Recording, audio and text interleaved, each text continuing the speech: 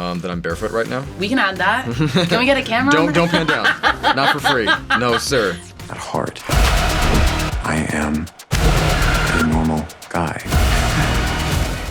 One of the things I really appreciate as a viewer, as a woman, is how you've been vocal about how uncomfortable you are with some of the viewers who've been romanticizing Joe. How has that influenced your performance? If it's influenced it, it's not helped. Because you never want to be self-conscious of like perception, like public response when you're performing. That's very hard. But then if anything, if it made it better at points or ever, it would be because I was conscious of that. And I was like, all right, I really have to shut that out. So I do extra kind of just focus on what my job is. Not in press, not in real life, just what's my job as an actor. So I think it had probably a pros and cons balance to it. I've always done what I felt needed to be done. It's very carefully stated. I'd love to know, how did your perspective on Joe change from when you first read the pilot script to filming the final season? Over time, I was always trying to find new depths, new levels to him. I think he just became less and less one-dimensional. I really have to believe him the way he would believe himself. I think maybe by the end, I felt like I do feel like I could love him, because there was a point where he was an innocent boy. There was, in his story. And I think by the end, I felt that I loved that boy. And I could love that boy, whereas in the beginning, I was a bit more resistant. What was the key to unlocking that, where you said you were able to find more depth and he wasn't just a one-dimensional character? It might just be time. Well, you know what, probably for me, having my first biological child might have been a key, sort of at the same time as he was having his own, so the material was going into that place, which is rich, I mean, any parent knows this, you just have these like echo memories of yourself at that age. And so maybe that's it. Yeah, right, exactly.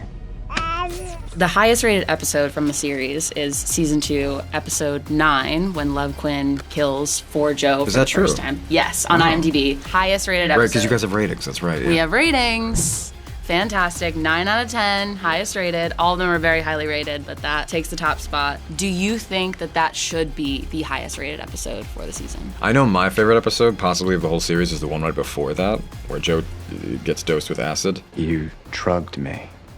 Yeah. It's just a very fun kind of technical episode for me as an actor, so I really, really did enjoy it. That episode, so let's see, what else is happening? I mean, look, the 9th episode of every season, actually, is the crazy one. The structure of every 10th episode is that the first half is the finale to the 9th episode, battle or whatever it is. And then half of the last episode is like seeing what happened after. It's like the epilogue. To be fair, I really do think that the 9th episode of every season is the craziest climax. And then after that, you're like, so now how does this wrap up? So I think that's fair, because it was the first season with love. Yes. And everybody loves love. Everyone loves love. Everybody loves love. So I think that makes sense. So should it be? It's definitely a contender. It should be a contender, yeah.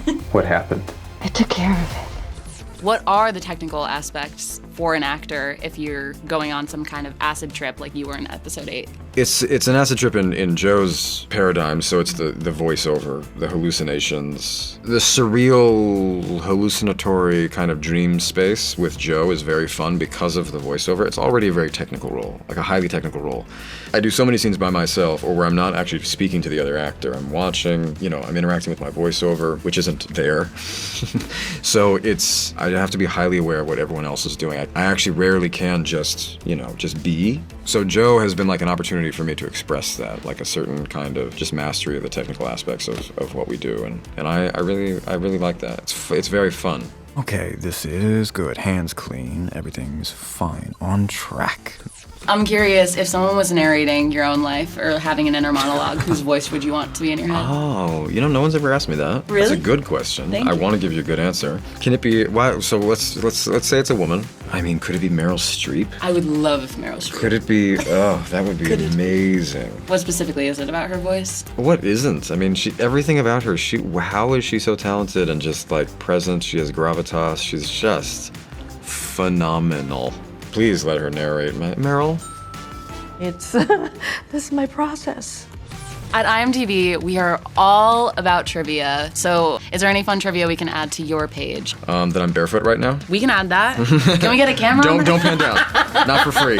No, sir. Not for free.